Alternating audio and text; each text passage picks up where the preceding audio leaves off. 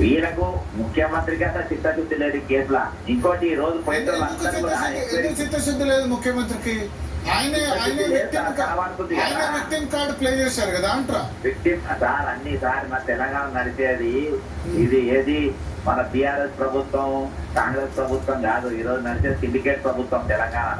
Syndicate ప్రభుత్వం అంటే syndicate ప్రభుత్వం అని అన్నిట్లలో అందరు ఉంటారు, అందరు భాగస్వాములు ఉంటారు. ఏ సబ్జెక్టు మాట్లాడాలో అందరు అదే మాట్లాడతారు. అన్ని అదే సార్. సంకీర్ణ ప్రభుత్వమా సంకీర్ణ సిండికేట్ అనుకో. సంకీర్ణం అంటే మళ్ళీ అది వేరే అవుతుంది. సిండికేట్ ఇది వివిధ పార్టీలు అందరూ వాళ్ళు ఒక దగ్గరకు వచ్చి ఎంత వచ్చినా పంచుకుంటారు. ఏది మాట్లాడాలో వాళ్ళు ముందే నిర్ణయించుకొని దాని ప్రకారం మాట్లాడతారు. ఈ రోజు మొత్తం ప్రధాన సిండికేట్ ఈ ఫోన్ ట్యాపింగ్ లో ఏం కాదు రాసుకొని. ఫోన్ ట్యాపింగ్ లో రేవంత్ రెడ్డి ఏం చేయలేదు, ఏం చెయ్యరు కూడా. ఇది ఇప్పుడు ఇచ్చిన పథకాలు ఏది డైవర్ట్ కానికి, ఇప్పుడున్న ఇష్యూస్ డైవర్ట్ కానికి అని చెప్పేసి ఆయనను ఇది తెర మీద తీసుకొచ్చింది. కానీ సార్ ఒక్కసారి మీరు కిరణ్ కుమార్ రెడ్డి గారు 2013 ఇల్లీగల్ వైన్స్ అనేది నడుస్తుంది. దానిపైన ఒక కప్పి వేసింది. ఏసీ అప్పుడు దానికి ఏసీబీ డైరెక్టర్ గా పుట్టకొండ శ్రీనివాస్ రెడ్డి వేస్తే ఆయన లోపల వరకు వెళ్ళిపోయి వాళ్ళని పట్టుకున్నాడు.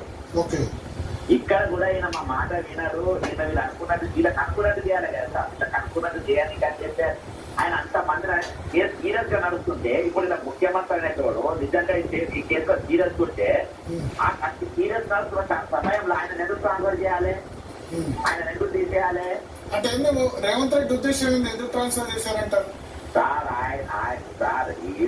ఆయనకు దీన్ని అవసరం బట్టి వాడుకోవాలి. ఇప్పుడు అవసరం ఉంది బయటికి తీసేసు, అవసరం ఉంది బయటికి తీసేసు, ఆయన పర్పతి పడిపోతుంది. కానీ ఇవాళ ఒక 1 year బ్యాక్ ఉన్న గ్లామర్ ఇవాళ లేదు రేవంత్ రెడ్డికి.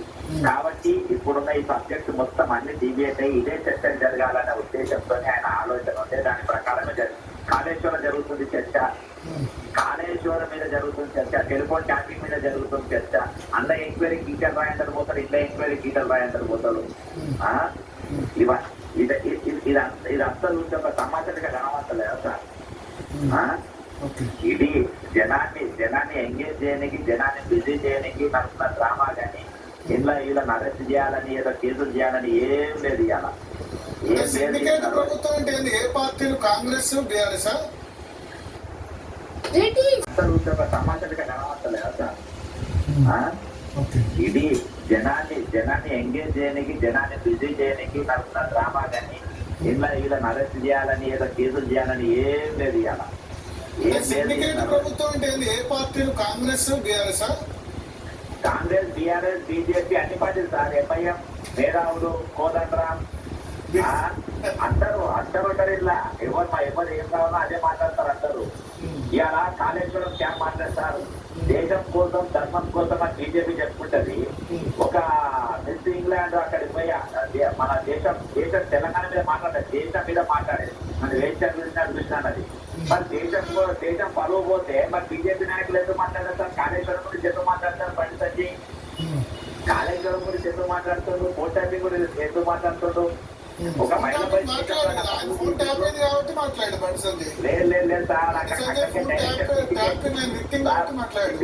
సిండికేట్ డైరెక్టర్ ఇస్తుంది. అందరూ ఏం మాట్లాడారు? అందరూ బడి సబ్జెక్ట్ మాట్లాడతారు. అందరూ బడి సబ్జెక్ట్ మాట్లాడతారు. సిండికేట్ లీడర్ ఎవరు? సిండికేట్ ముగ్గురు సార్. టీఆర్ఎస్ బీజేపీ కాంగ్రెస్ ముగ్గురు ఉంటారు. అందులో పెద్దలు దేవాళ్ళు అందరూ ఉంటారు సార్. ఈ ముగ్గురు కామన్ పాయింట్ ఇస్తారు సార్. కాళేశ్వరం క్యాంప్ మొత్తం మాట్లాడతారు. ఈ సిండికేట్ ఎవరు కూడా మేఘా కృష్ణారెడ్డి పేరు ఎవరు తీయడు. మేఘా కృష్ణారెడ్డి కాంట్రాక్టర్ పేరు ఈయన మీద కూడా ఎంక్వైరీ చేయాలని సిండికేట్ లో ఏ మెంబర్ మాట్లాడాడు? నేను ఛాలెంజ్ చేస్తున్నా ఎవరైనా మాట్లాడితే. ఎవరు మాట్లాడు? మాట్లాడు, కాంగ్రెస్ వాళ్ళు మాట్లాడు, బీఆర్ఎస్ మాట్లాడారు. బీఆర్ఎస్ మాట్లాడేది మధ్య కవిత మాట్లాడింది, తర్వాత కేటీఆర్ కూడా మాట్లాడినట్టున్నారు. పైపైన సార్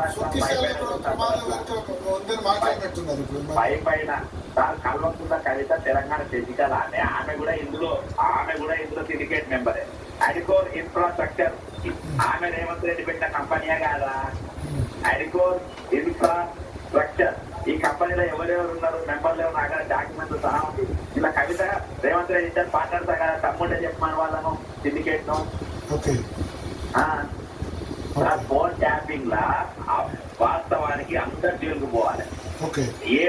ఏ వన్ ముఖ్యమంత్రి దాకా పోవాలి. వాళ్ళ నిజంగా చిత్తశుద్ధి ఉంటే, వాళ్ళు నిజంగా చేయదలుచుకుంటే, చేసే సామర్థ్యం యంత్రాంగం తెలంగాణలో ఉంది. కానీ వాళ్ళను ముందు పెట్టారు.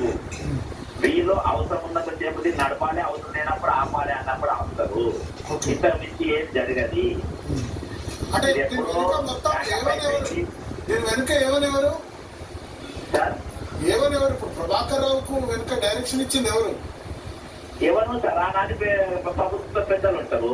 ముఖ్యమంత్రి కేసీఆర్ తెలియకుండా ప్రభాకర్ రావు చేసిన తర్వాత ప్రభాకర్ అపాయింట్మెంట్ ఎంత ఇచ్చిందో, పోస్టింగ్ ఎంత ఇచ్చింది, ఆయన రిటైర్ అయినానికి నౌకర్ ఎవరు ఇచ్చిండు, నౌకర్ ఎందుకు ఇవ్వాలి ఆయనకు రిటైర్ అయినానికి? ఇవాళ వేరే ఐపీఎస్ లేరా? ఎందుకు పెట్టుకున్నారు ఆయనను? ఒక సెక్షన్ బ్యాంక్ ఎందుకు పెట్టుకున్నారు? ఎవరి కోసం పెట్టుకున్నారు? ఈ రోజు చెప్పాలి. సిండికేట్ ప్రభుత్వం అంటున్నారు జగన్ గారు. ఓపెన్ గా బాజార్ అంటున్నా. కాంగ్రెస్ బీఆర్ఎస్ సిండికేట్ ప్రభుత్వమే. ఇప్పటికుండగానే సిండికేట్ టాప్ లీడర్ లో రేవంత్ రెడ్డి +2 కాంగ్రెస్ లా, బీఆర్ఎస్ లా +2 +3, బీజేపీ లా +2 +3. వీళ్ళందరూ కలిసి బ్రాహ్మణ్ నడుస్తారు. వీళ్ళు ఎవరు కామన్ పాయింట్స్ కూడా ఉంటాయి. వీళ్ళు ఎవరు కామన్ గా ఎవరు కూడా మెగా పేరు మాట్లాడారు. ఎవరు కూడా ఈ టెలికాం స్కామ్ గురించి మాట్లాడారు. ఎవరు కూడా మిస్సింగ్ మిస్లండర్ చేసిన ఆరోపణలు కాదు.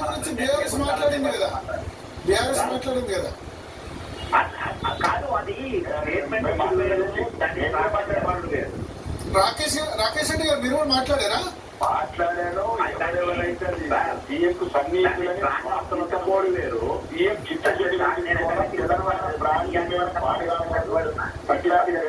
కొడుకులని ట్యాంక్ బండి మీద ప్రతిపక్ష పాత్ర ఆనాడు కాంగ్రెస్ పోషించారు, ఈనాడు బీజేపీ బీఆర్ఎస్ లో పోషిస్తారు. ఈ రోజు సార్ ఒక పాయింట్ చెప్తాను మీకు. లాస్ట్ సిండికేట్ మీకు ఒకటి ప్రూవ్ చేస్తా. ఈ రోజు రేవంత్ రెడ్డి గారు ఢిల్లీలో పోయి నన్ను దొంగలు చూస్తున్నారు, మమ్మల్ని చూసి ఎవరు రూపాయి అప్పిస్తలేరు అంటున్నారు కదా. నేను ఈ రోజు తెలంగాణ వచ్చి హైదరాబాద్ ఉన్నాయి 500 కోట్లు నష్టం జరుగుతుంది వచ్చి అడ్వర్టైజ్మెంట్ రంగంలో. ఆ రోజు లీడ్ స్పేస్ ఉండేది 2009 company feature only lead space Prakasam. ఈ రోజు టార్గెట్ నవనిర్మాణం అంటే వచ్చింది. ఇంత పెద్ద స్కామ్ మీద నా బీఆర్ఎస్ మాట్లాడినా బీజేపీ మాట్లాడతలేదా? రింగ్ రోడ్డు మీద ఇప్పుడు ఇవాళ అధికారం ఉన్నది. బీజేపీ పట్ల ఐఆర్ఎస్ కంపెనీకి మన ఆర్థిక సంక్షోభం ఉందామని చెప్పేసి దాన్ని వాపస్ తీసుకోమని బీజేపీ అడిగేది, బీఆర్ఎస్ అడిగేది. కాంగ్రెస్ ఆ రోజు నేను విజిలెన్స్ కంప్లైంట్ ఇచ్చింది పోయింది. రేవంత్ రెడ్డి గారు ఈ రోజు కాదు దాని గురించి చర్య తీసుకోలేదు. దీని గురించి ఆ పాపయిషన్ ఎందుకు మాట్లాడలేదు? ఇప్పుడు అన్నవరం రేవంత్ రెడ్డి అని ఎందుకు కట్టలేరు? సిండికేట్ నిర్ణయం సార్. రాకేష్ రెడ్డి గారు చెప్పండి. ఒకటి చిన్న మీకు ఎగ్జాంపుల్ చెప్తున్నానండి. ఎన్నికల సమయంలో నా ప్రత్యర్థి ఎవరైతే ఆర్మూర్ నియోజకవర్గంలో నియోజకవర్గం లీడర్లందరినీ బెదిరించాడు. మీ టెలిఫోన్